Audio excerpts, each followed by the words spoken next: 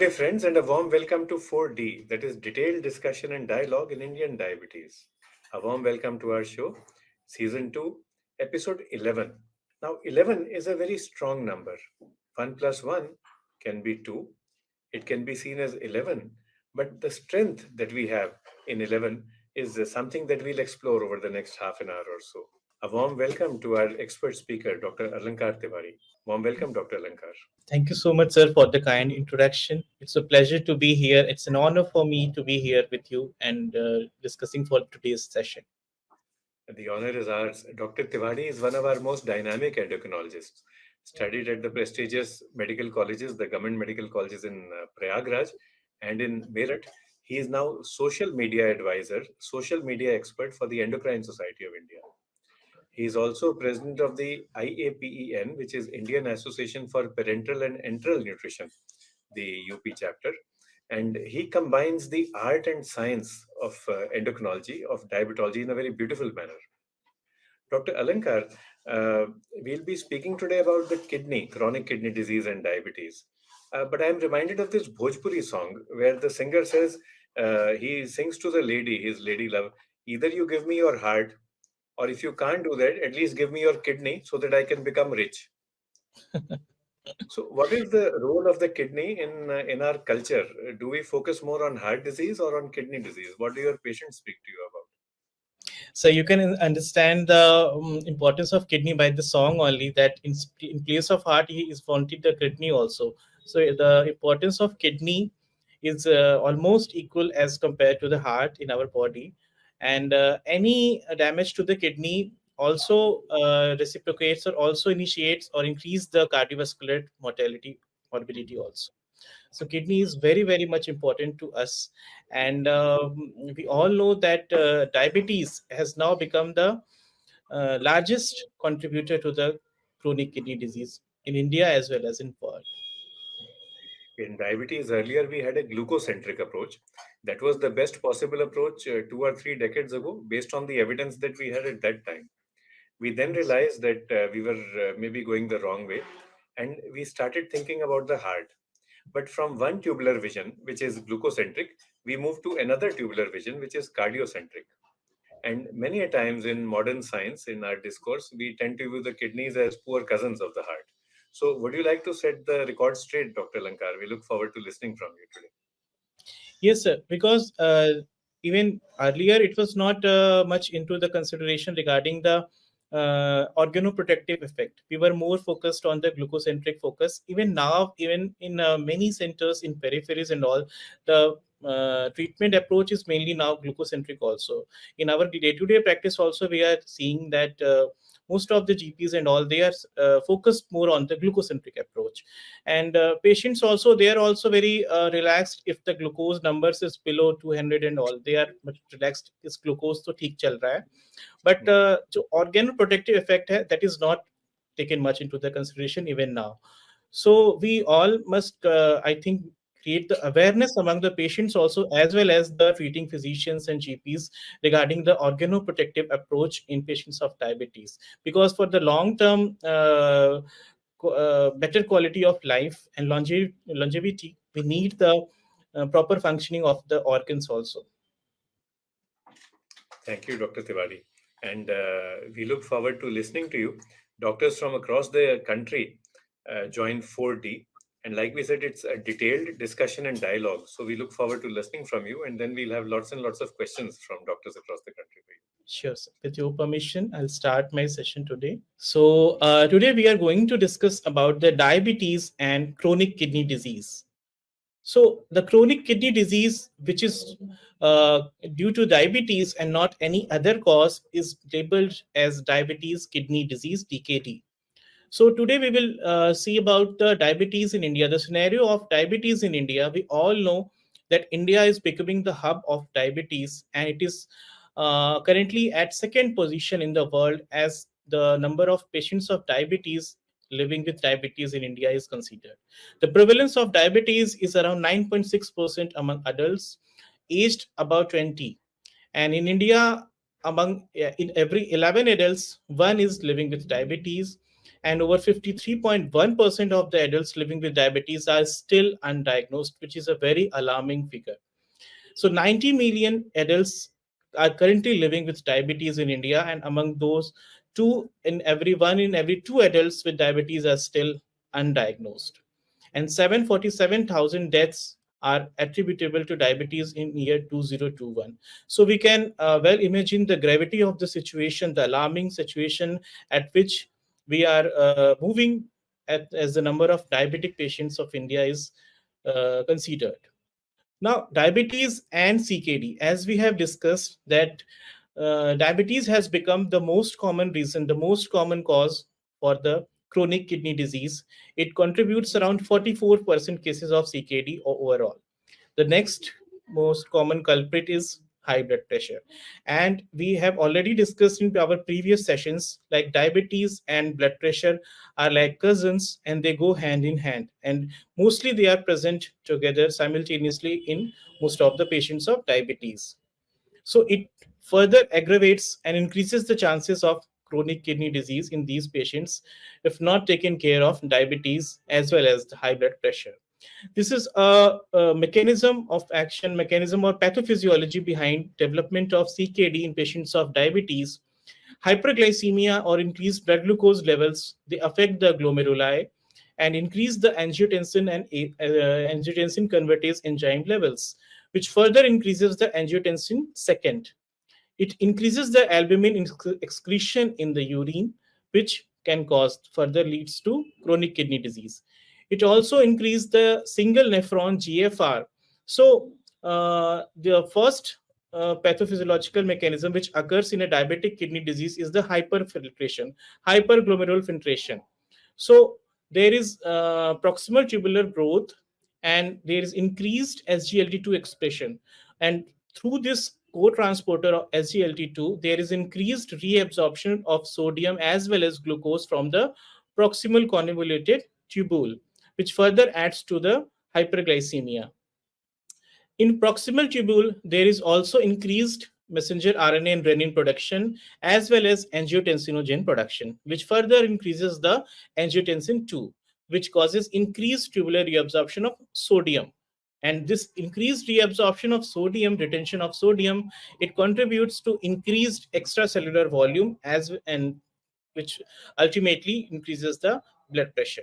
So all these factors, increased albumin excretion, hyperfiltration at the level of glomeruli, increased extracellular volume and blood pressure, they further contribute to the progressive kidney disease damage. And hyperglycemia itself is causing the endothelial damage, oxidative stress and all. So all these factors they together causes the diabetic kidney disease. So, chronic kidney disease it is a progressive, irreversible loss of kidney function, and it is defined as the either presence of kidney damage, either pathologically abnormalities are there, like hyperfiltration, the basement membrane thickening, and then the glomerular sclerosis, or decrease in glomerular filtration rate less than 60 for the persistently for the next 3 months. Also, excretion of albumin through the urine. If it is between 30 to 300, it is labeled as microalbuminuria. If it is more than 300, it is labeled as macroalbuminuria. It can be go hand in hand, like increased albumin secretion from the urine as well as decrease in the glomerular filtration rate. Or it can also happen that both can be present alone. Either one of them can be there together also in the patients of type 2 diabetes. So if it persists for at least 3 months, we can label the patient as chronic kidney disease.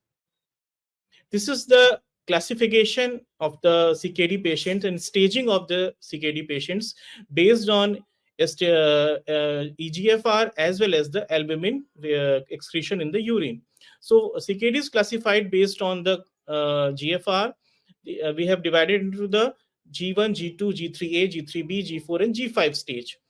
G1 is normal when the EGFR is more than 90, while G5 is the end stage renal disease when the EGFR is below 15.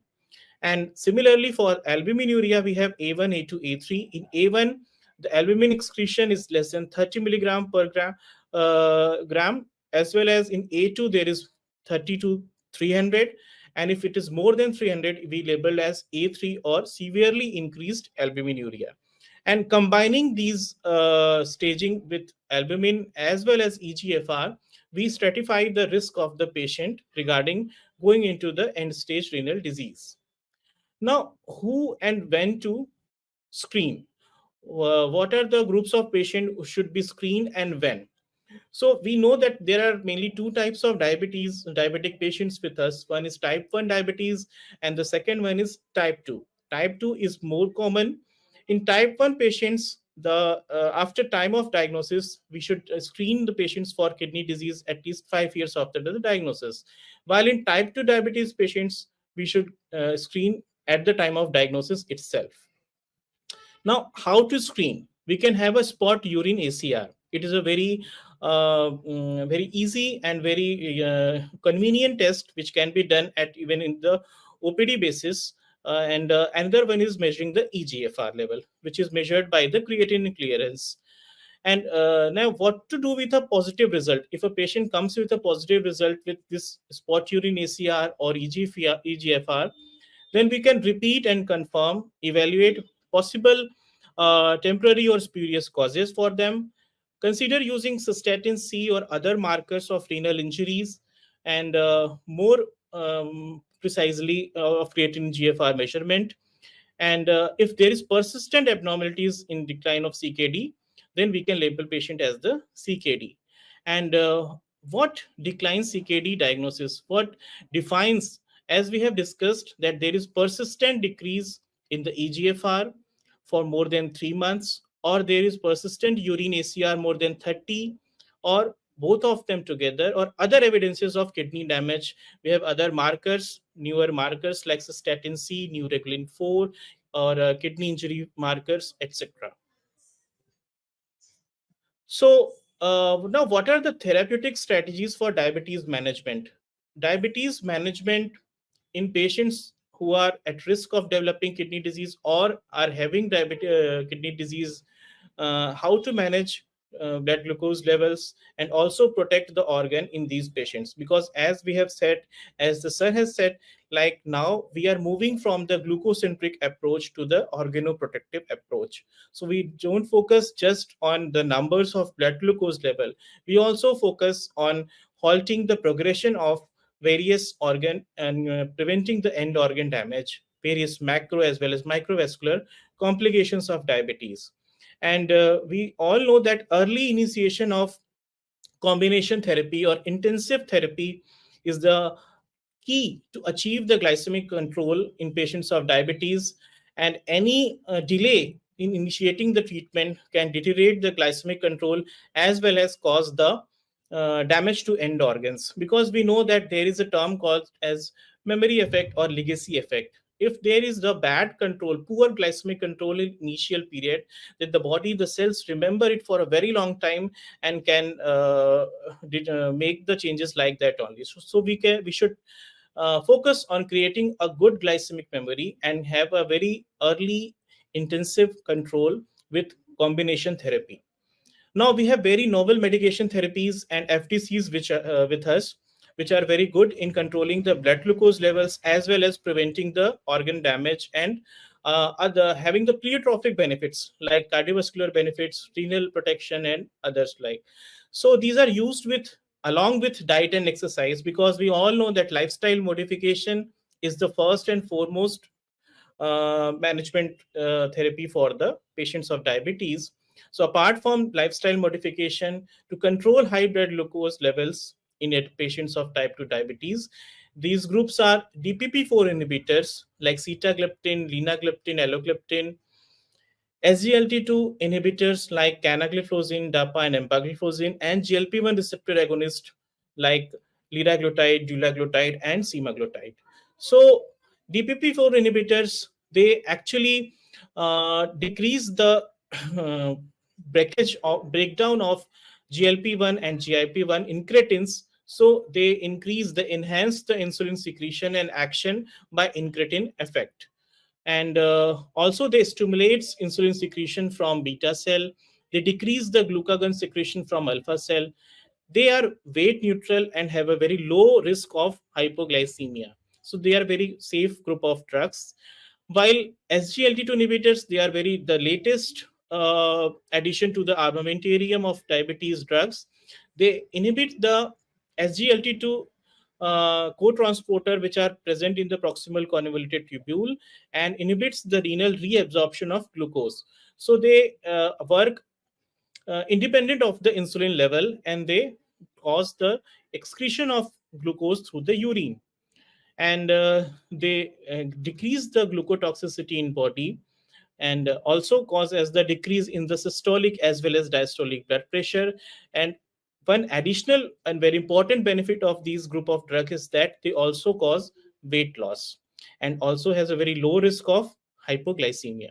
So the combination of SGLT2 inhibitor and DPP4 inhibitor uh, in patients of Indian diabetic patients are very important and a very suitable option because of the following reasons. Like they are safe, rapid, and have a sustained glycemic control. They improves both the insulin resistance and beta cell function. They help reduce body weight and blood pressure, which are the extra glycemic effect or pleiotropic benefits of these drugs. And obviously they have a very they reduce the pill burden of the patients, which increases the adherence and compliance, because in Indian scenario, it is where Indian or worldwide scenario, the patient wants to take minimum amount of medicine. Whenever patient comes to us, he just say, doctor sahab bahut kam dawa likhega, jitni ho sakti hai kam likhega, and also cost effective. So it reduces the pill burden and the bill burden of the patient. Now, SGLT2 inhibitor and DPP4 inhibitor in diabetes management, what the studies and trials say. So, dapagliflozin in combination with sitagliptin, it was well tolerated in the various studies, and it led to clinically meaningful reductions in glycemic parameters and body weight that were sustained through 48 weeks of treatment. So this study was conducted over 48 weeks, and it was seen that the combination of DAPA 10 milligram with sitagliptin, it causes the uh, more reduction in HbA1c from the baseline as compared to the placebo and sitagliptin combination. Now, this is a synergistic combination. The combination of SGLT2 inhibitor and DPP4 inhibitor is a synergistic combination. They act in a synergistic way to cause the glucose control as well as protection of various organs in the body.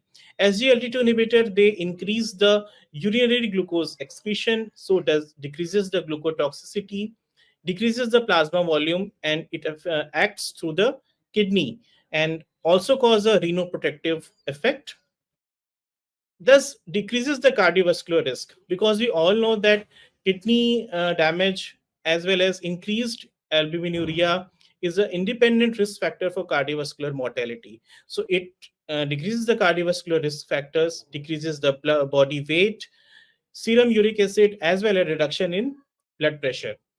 It also increases the beta cell sensitivity and decreases the insulin resistance, and increases the glucose, hepatic glucose output and glucagon secretion, which is counteracted by the DPP4 inhibitor. DPP4 inhibitor decreases the hepatic gluconeogenesis and secretion of glucagons from the alpha cells. So these two actions are balanced of SGLT2 and DPP4 inhibitor if they are given together as an FDC. Then DPP4 inhibitor is also increases the insulin secretion through incretin effect with GLP-1 and GIP-1 incretins. It also causes the renal vascular oxidative stress, decreases the oxidative stress, as well as increases the endothelial function. So they act on kidney, gut, and pancreas. So acting on these three organs, they cause the reduction in hyperglycemia, albuminuria, serum uric acid, blood pressure, as well as there is very low risk of hypoglycemia. SGLT2 inhibitor decreases body weight, while the DPP4 inhibitors are almost weight neutral. So this combination is like a synergistic combination, and it is a very effective as terms of health benefits, and benefits regarding the patient, like financial benefits and the compliance benefits. These are some of the benefits of SGLT2 inhibitor. For the liver, they utilize the non-esterified fatty acid.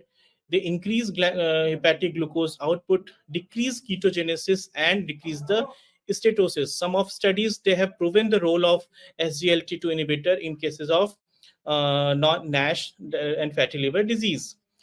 And they causes the glucosuria and natriuresis. So on pancreas, they increase the glucagon secretion. They decrease the glucotoxicity by causing the urinary excretion of glucose and thus weight loss also. In kidneys, they improve the restore the tubuloglommerular feedback, which was disturbed due to the hyperglycemia. And they also decrease the oxidative stress, decrease the fibrosis, which was keep going on the glomeruli. Glomerular sclerosis is a very pathognomic feature of diabetic kidney disease. They also increase the diuresis and also decrease the increase the uricasuria, uric acid secretion from the urine. In cardiovascular, they decrease the arterial stiffness, decrease the plasma volume, and thus decrease the blood pressure. They overall improve the endothelial function of the heart and also decrease the congestive heart failure and hospitalization due to heart failure. So, in various trials like DAPA CKD, Declare TIMI 58, and DAPA HF, it has proven its benefits in cardiovascular mortality as well as in DAPA CKD. It was found that the when dapagliflozin was compared to the placebo, it has improved. It has shown improvement in EGFR. Less decline was shown with EGFR when dapagliflozin 10 milligram was used.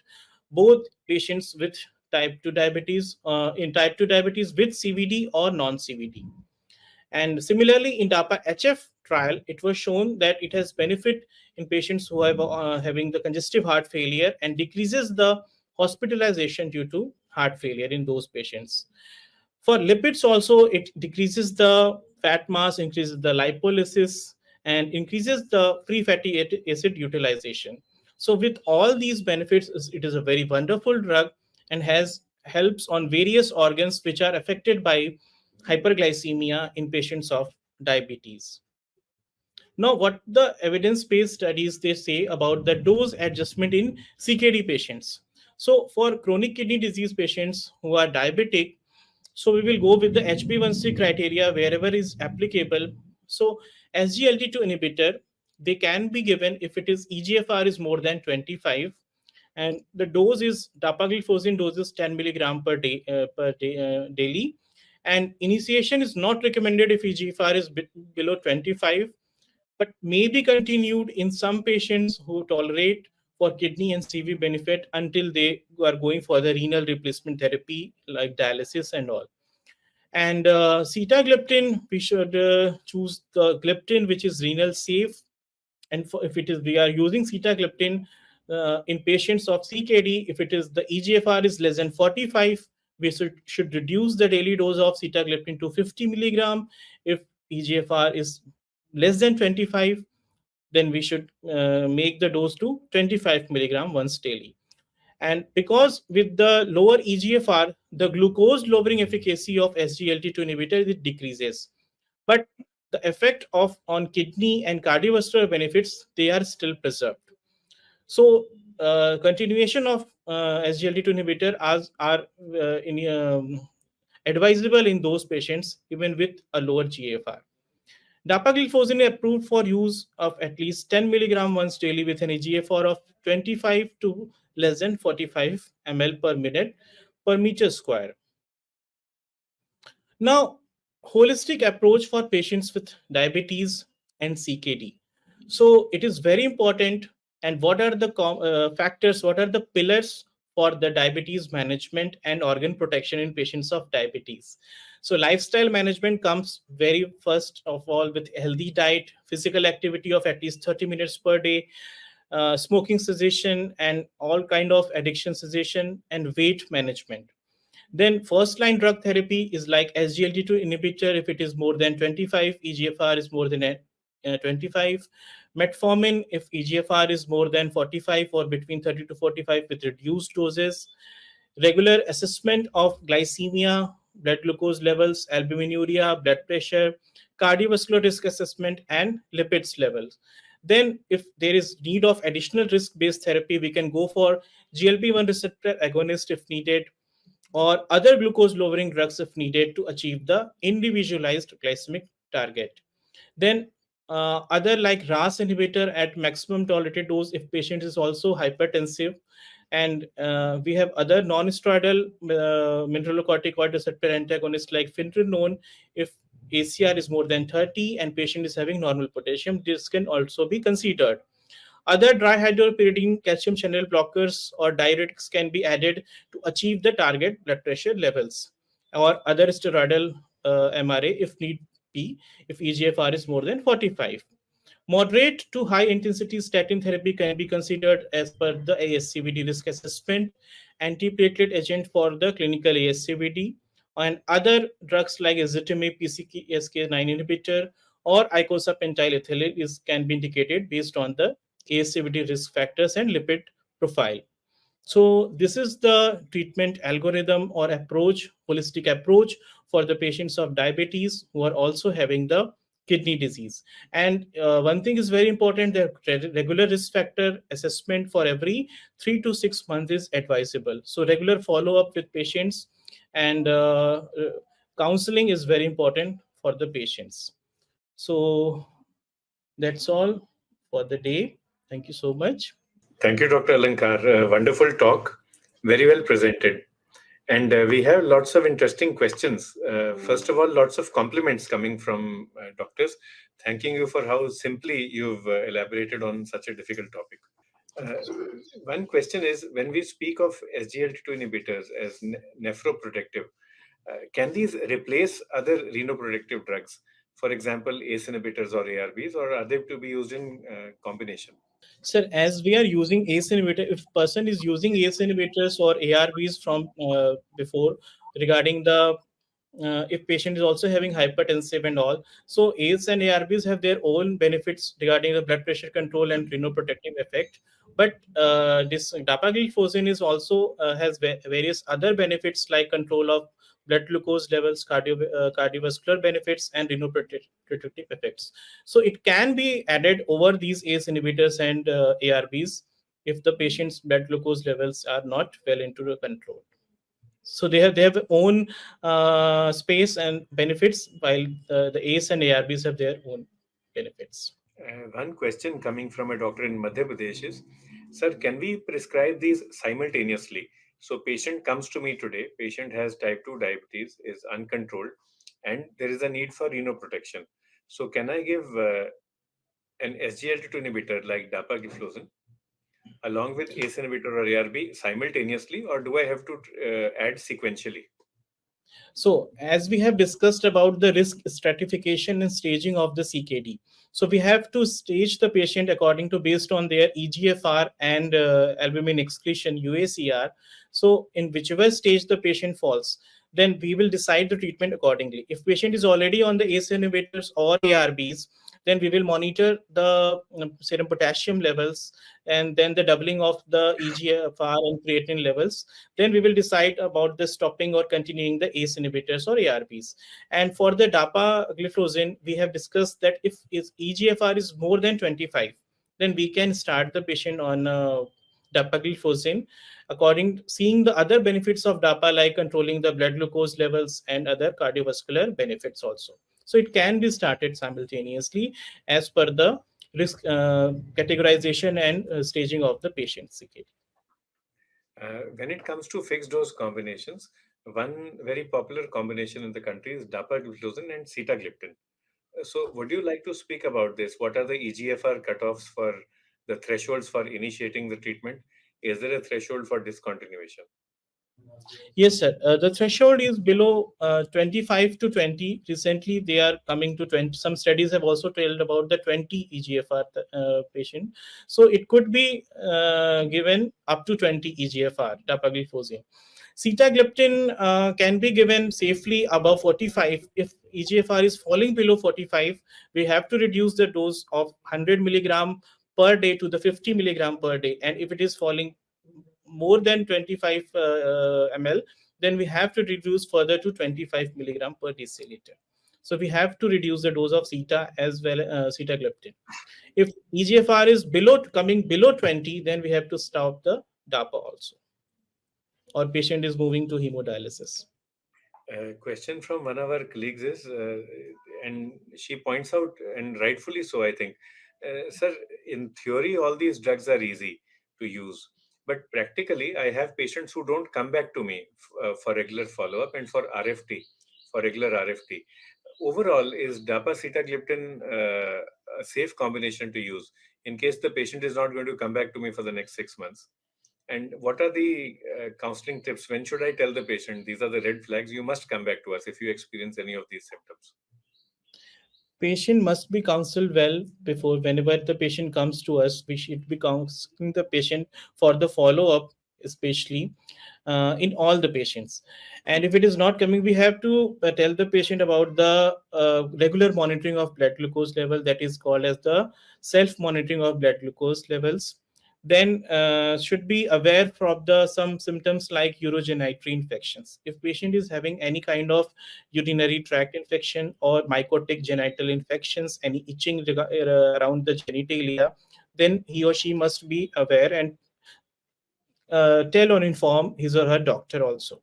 So, and then also in summers, like in summer seasons, if we are using these drugs, or if patient is keeping any fast, especially the nirjala fast and all, when we don't take water at all, then even that time also patient should be aware regarding the use of that drugs, because in some patient it is seen that it might be causing the euglycemic diabetic ketoacidosis also. So patient should be make aware of the blood glucose levels. It should be not to be given should not be going to the hypoglycemia as well as the hyperglycemia, infections, UTI infections, genital mycotic infections, and these ketoacidosis. So patients should be counseled about these things before starting the medications, FTCs. A very challenging question, and this is, sir, we have many patients with diabetic kidney disease. Now, we do our best to manage them. Some of them remain stable for many, many years. The creatinine goes up slowly, the EGFR comes down slowly. Overall, they remain stable. On the other hand, there is a small subset of patients who worsen so rapidly in front of our eyes. We keep on adding therapy, we do our best, but they slip into end stage kidney disease very fast. So, how do we predict in the OPD? Are there any biomarkers, any symptoms, signs, surrogate markers which will help us identify the patients who are at high risk of rapid worsening? And how can we help them?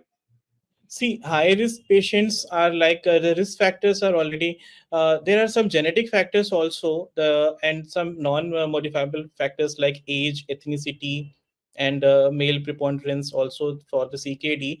But the risk factors which we can keep watch or we can modify is like the blood sugar levels. If patient is having very fluctuations or excursion in blood glucose level, is not having a proper blood glucose levels, and blood pressure also, because if blood pressure is not under control, it also contributes to the or aggravates or expedites the progression of CKD. So, and along with this use of other some drugs like which are nephrotoxic drugs, or some other alternative medicines which we are not aware of what it contains, some like Ayurvedic or whatever formulations they are using. So because many patients are there which who are along with our medications of diabetes, they are simultaneously using the Ayurvedic and other churn and powder and syrup, and after that they tell that doctor साहब मैं तो ये भी खा रहा था साथ में और ये भी पी रहा था. तो बहुत से ये भी फैक्टर्स होते हैं जिनका भी साथ में ध्यान देना चाहिए कि पेशेंट हो सकता है साथ में कुछ और भी चीजें ले रहा. And for these patients who are high risk, like those patients who are elderlies, those patients who are having single kidney, those who are any history of renal transplant or CKD in their family, whose blood glucose levels are not well controlled for the past few years, and those who are also having high blood glucose levels, taking a number of medications, especially painkillers and NSAIDs. So in those patients, we should counsel them to measure their blood markers of the CKD, like creatinine, UACR, very frequently, at least 3 to 6 months. So we can catch them up very early and try to halt the progression of this CKD in those patients. So we have to Substance, segregate triage, make a triage for these type of patients and counsel them repeatedly. substance abuse, like use of tobacco in various forms, uh, Uh, pan chewing, betel nut chewing, are these Very good. also associated with the worsening of kidney disease? Banarsi pan, sir. So, what message would you have for people who are contemplating whether to start eating pan on a regular basis, maybe 10 times a day, or to begin smoking? What message would you have for them? No sir, not at all, not at all. मतलब मैं तो हमेशा ये बोलता हूँ कि पान भाई ठीक है, Banarasi paan is very good, but once in a while चलेगा, but not on a very regular basis. And smoking is not at all allowed. Even smoking है, ड्रिंकिंग है, ये सारे addictions they all risk factors. Fatty liver होगा, चाहे CKD है, चाहे heart disease है, they all will worsen your. So first of all, stop all these addictions. At least reduce, if it not cannot stop at all, at least reduce the addiction of these things. They will benefit you very in a large way. Uh, we have just a couple of more questions, if you allow us, if you have time. And Yes. your CV shows that you are an expert in nutrition, and you emphasize the role of culinary medicine or dietary therapy in endocrine care. So, sir, any tips and tricks for patients living with chronic kidney disease and diabetes? What are the extra things we can do in the kitchen to ensure that our potassium remains okay, to ensure that our serum creatinine doesn't worsen? Yeah. For those patients, avoid fruit juices.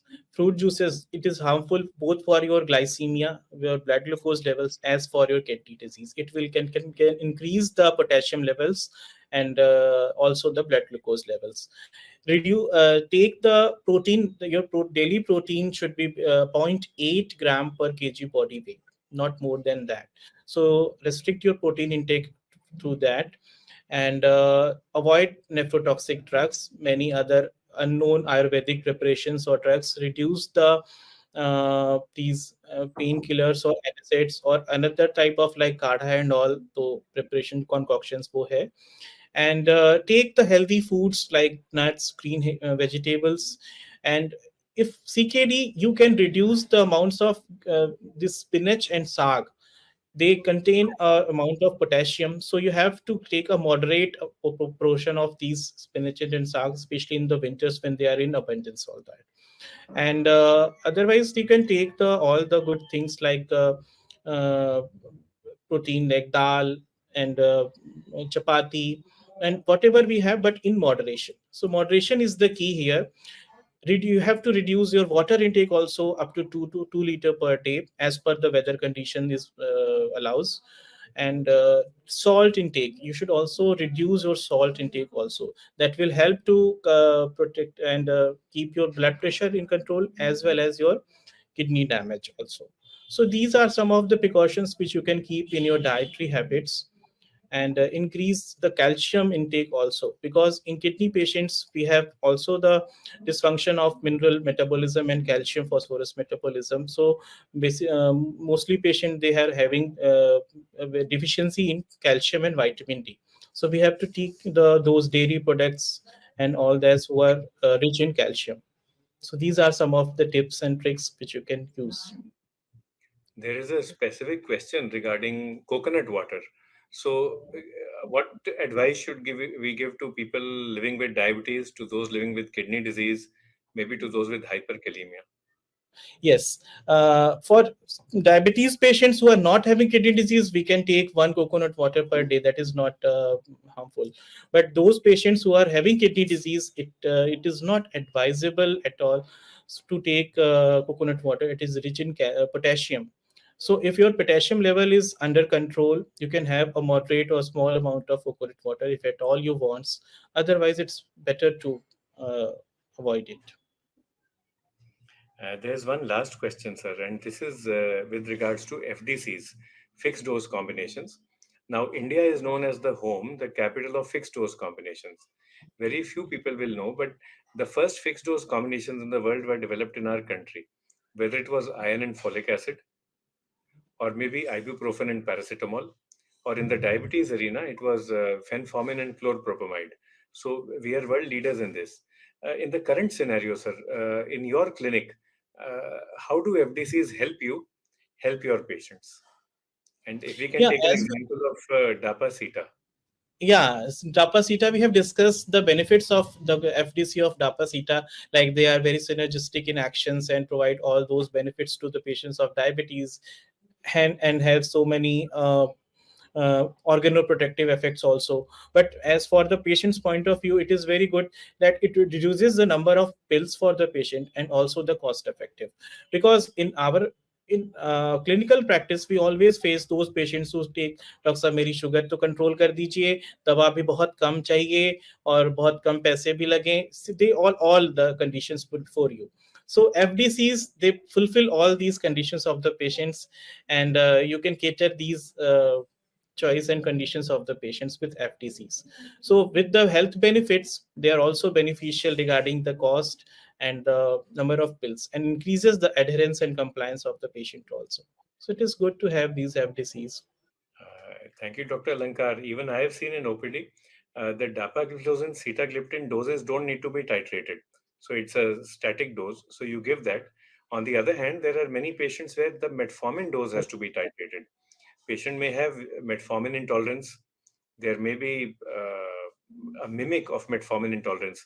For Yeah. example, diabetic gastroparesis, helminthiasis, a protozoal infection, or lactose intolerance. So while you struggle to, or while you work to titrate the dose of metformin to the maximum tolerated level, you can at least give a static and an optimal therapeutic dose of dapagliflozin sitagliptin while you work around the metformin and get your patient to accept it.